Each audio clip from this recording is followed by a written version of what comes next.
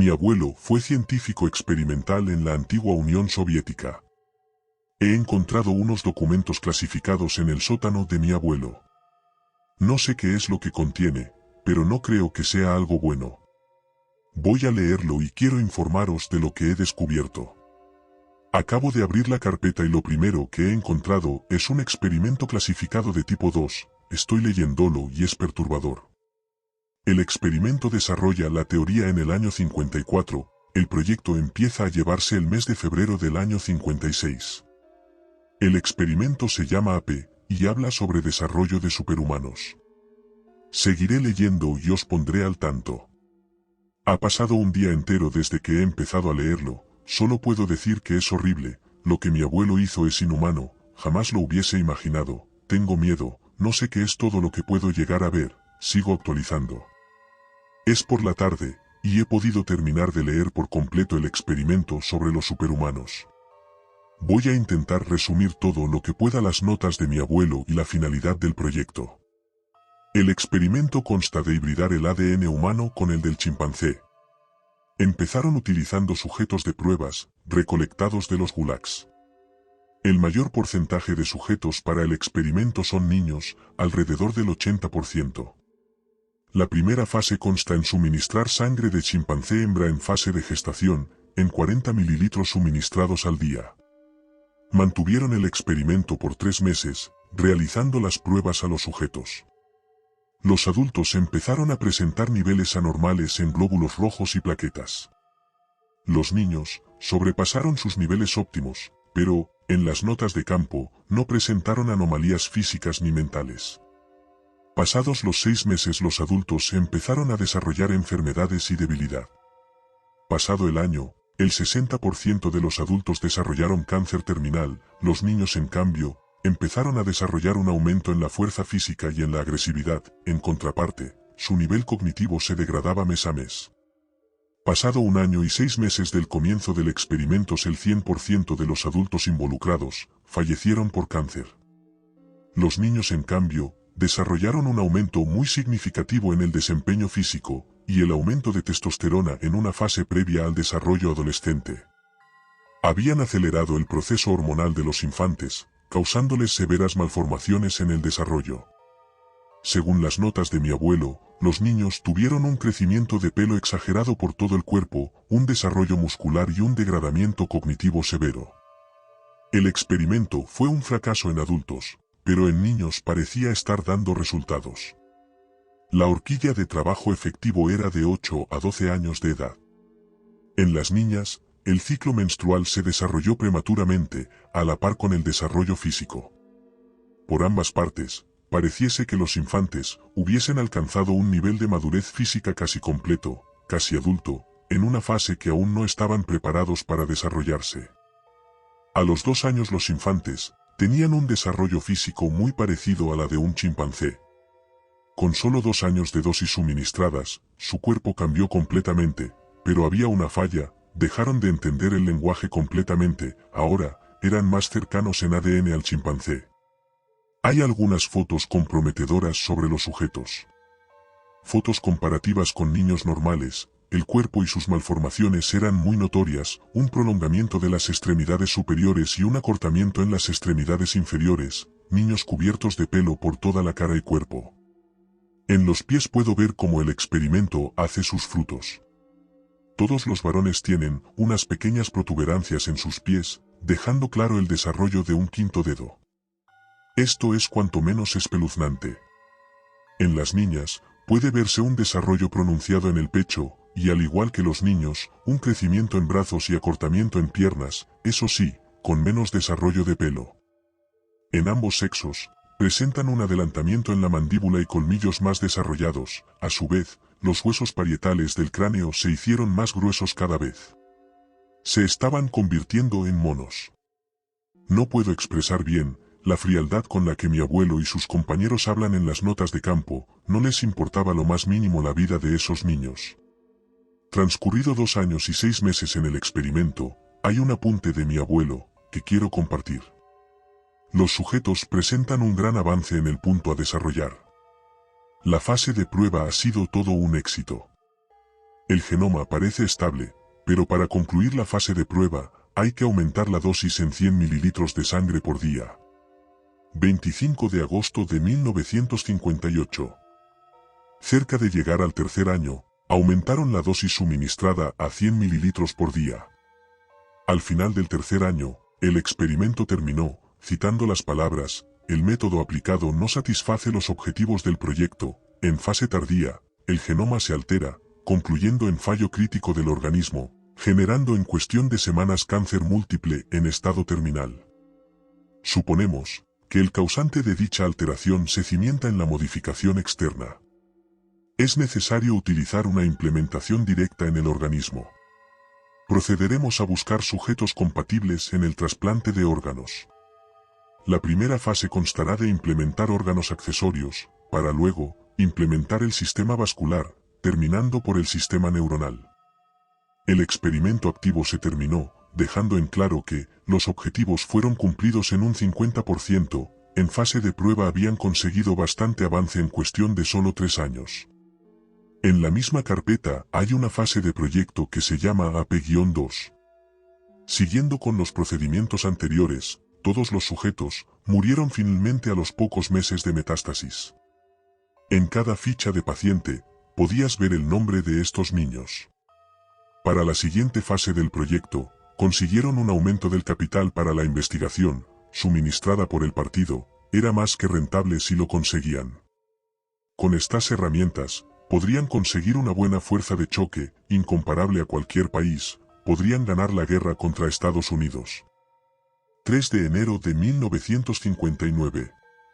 Empezaron a conseguir más sujetos de pruebas.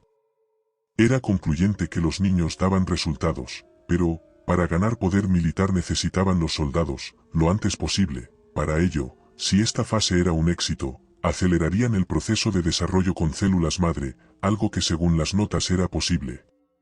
Empezaron con nuevos sujetos en los experimentos, utilizaron 50 niños varones comprendidos en una edad de 5 a 10 años.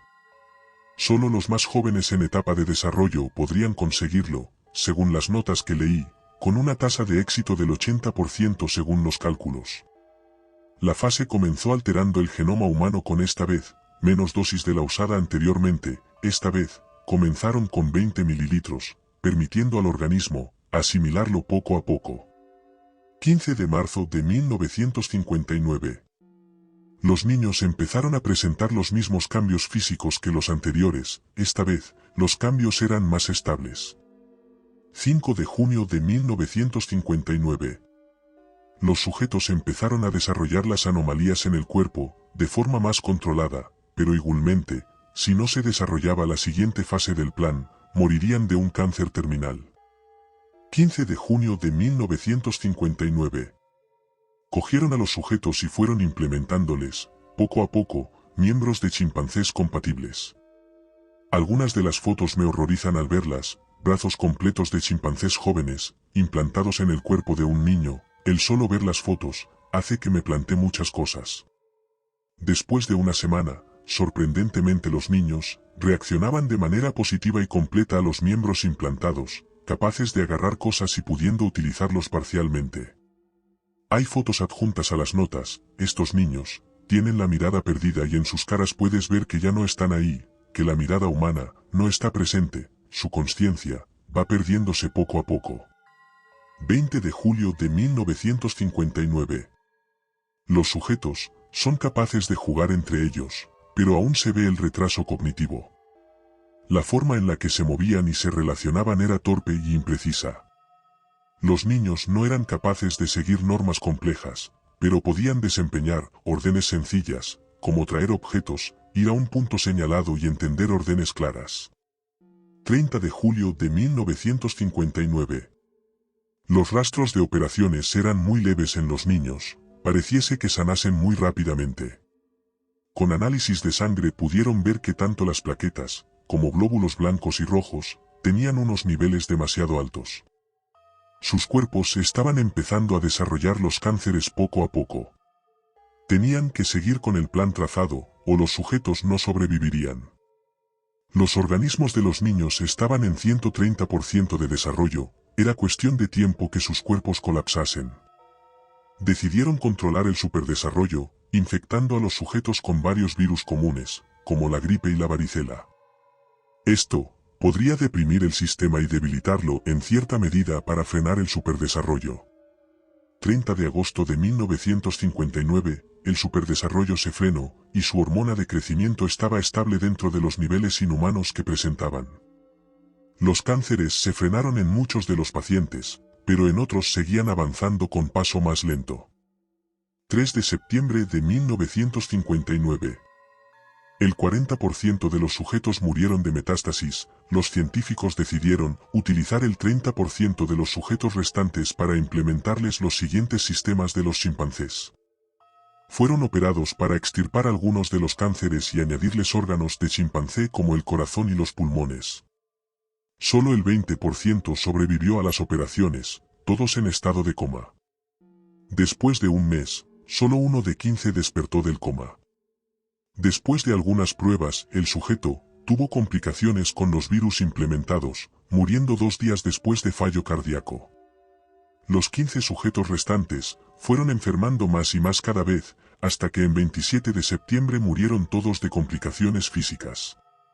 La fase 2 del experimento fue un fracaso, muriendo el 100% de los sujetos antes de poder terminar el experimento completo.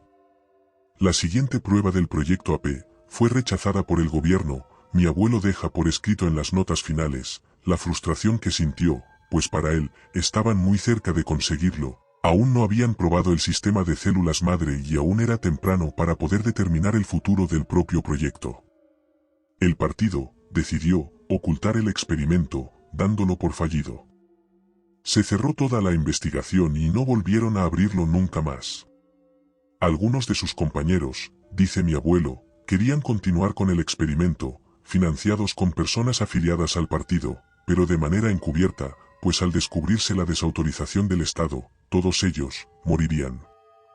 No he seguido investigando dentro de la carpeta, me temo lo peor al seguir leyendo. Pero tengo que hacerlo, creo que el mundo tiene que saber lo que los gobiernos hacen en las sombras, es nuestro derecho como ciudadanos. Volveré a investigar la carpeta esta tarde, necesito descansar. Actualización. He seguido investigando y ha ocurrido justo lo que me temía. Dentro de esta carpeta, hay varios archivos, que están clasificados según el grado de confidencialidad, siendo el tipo 3 el más bajo y el tipo 1, el más alto. Quiero compartirles algo que he podido encontrar, pero me temo que no voy a poder estudiarlo por completo, es un tema que se escapa de mis conocimientos, pero igualmente quiero compartirlo y que alguien que sepa más que yo, pueda aportar algo de información. El archivo tiene de nombre en clave T, es un archivo clasificado de tipo 1. Tiene un sistema encriptado en su escritura, he podido descifrar parte del contenido, el resto se escapa a mi comprensión. En la primera hoja, hay un documento de autorización, que explica el contenido altamente sensible, concluye que cualquier persona no autorizada a leer y tener posesión de dicho archivo, será castigado con las medidas disciplinarias que crea convenientes la Unión de Repúblicas Socialistas Soviéticas, MURS, firmado por el ministro de Defensa Rodion Malinowski. Este archivo contiene información sobre dispositivos de transporte molecular, o lo que es lo mismo, teletransportadores. Casi todo el documento son fórmulas y teorías que no logro comprender. En las notas de mi abuelo, él escribe sobre un dispositivo de teletransporte mediante ondas de radiación. El teletransportador golpearía tus moléculas mediante ondas de radiación hacia otro teletransportador al mismo tiempo, esa es la teoría si no lo he entendido mal. Un dispositivo capaz de descomponerte y volver a componerte en otro sitio. Mi abuelo deja por escrito, que técnicamente es imposible, debido a la complejidad de la estructura humana, pero que, en un caso hipotético, supiésemos que persona va a teletransportarse de un punto a un punto B, teniendo su ADN registrado dentro del dispositivo B, sería posible una teletransportación con éxito. Aparte de la fase teórica, hicieron varios experimentos para determinar el grado de éxito que podría tener. En las notas, mi abuelo explica que para poder teletransportar con éxito una descomposición orgánica tienen que estar los átomos perfectamente recogidos, para luego poder reagruparlos en el otro dispositivo. En los primeros experimentos la planta solo se descomponía o en su defecto, mantenía su mismo estado, presentando unos niveles altos de radiación. Después de varios ajustes en las ondas de radiación, consiguieron que parte de la planta apareciese en el otro teletransportador, pero sin forma molecular original, solo un conjunto de polvo, concluyendo la imposibilidad de realizar dicho objetivo. He encontrado algunos archivos más dentro de la carpeta, algunos de tipo 3 y 2, y también hay uno más de tipo 1. Necesito recomponerme, organizarme y estudiar más a fondo. En unos días compartiré más información, espero que todo lo que estoy haciendo sirva para vosotros, como Prometeo, quiero brindar al mundo con la luz de la sabiduría. Seguiré actualizando.